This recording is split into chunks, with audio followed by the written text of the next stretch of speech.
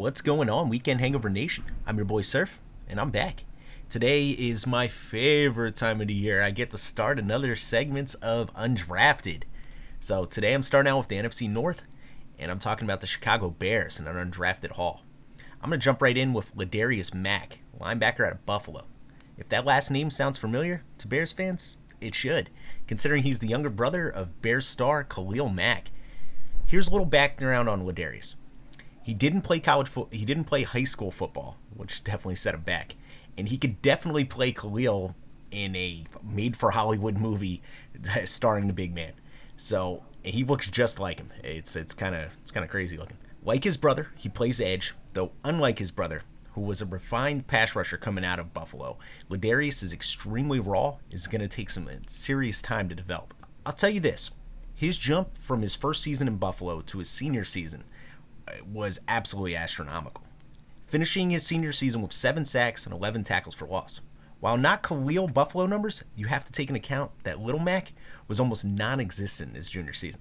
If Mac shows anything in camp, I think he'd be a prime practice squad candidate, unless he shows too much, in which case, don't be surprised if he's an IR stash. I kind of like that little bit of like false injury and being able to hold on to prospects. Okay, next up I got Lee Autry. He's a defensive tackle out of Mississippi State. Might be the Bears' biggest steal of the undrafted class. Autry was poised to have a breakout senior season. At this point, I think it's fair to call Mississippi State defensive tackle U. Every season it seems like, going into draft talk, we're talking up another one. Autry should have been the next one up. Those Jeffrey Simmons shoes were a big fill, but man, Autry got some big feet. Then came that 8-game violation of team rule suspension, which right there and then killed any chances Autry had of breaking out onto the NFL draft radar. We're all human, things happen, and the nice thing about college is that shit doesn't last forever. So let's take a look at what the Bears can expect from Autry.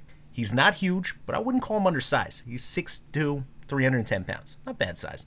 His game is predicated on speed and versatility. That's what made him one of the biggest grabs coming out of JUCO in 2017. He's all upside, and if given the opportunity, I feel like he could be a penetrating force up front for Chicago. Next, I want to talk about Keandre Jones. He's a linebacker out of Maryland. Experience, leadership, on-field production, everything you want from a quality prospect, and everything that Jones absolutely brings to the table. I'm absolutely stunned Jones went undrafted in 2020. Firstly, let's put this out there.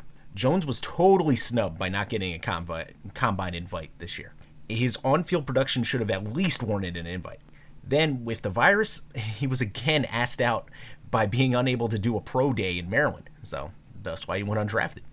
Now, let's talk about Jones on the field. Firstly, Jones started his career at Ohio State. While he saw action all 3 years, it took a graduate transfer to Maryland for Jones to really get an opportunity to show what he could do, and he did.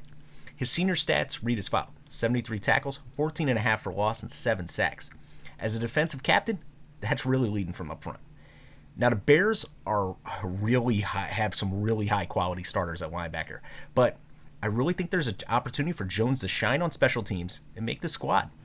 Next, I got Ahmad Wagner. I'm finishing my Bears undrafted breakdown with Wagner because he's intriguing, and because the Bears have been desperately chasing tight ends since Nagy came to town. I'm going to start out by saying this. For every Antonio Gates, for every Jimmy Graham basketball to football insanely productive success stories, there's a ton of not very successful unreported stories. Just because a kid is 6'5" and can jump out the gym doesn't mean he'll be a star with the pads on. Alright, so Wagner played basketball at Iowa for 3 seasons. He was a serviceable rotation guy. Not a star, but solid off the pine. He transferred to Kentucky to pursue his gridiron dreams, though not the best season to be a pass catcher in Kentucky, considering they had a receiver playing quarterback.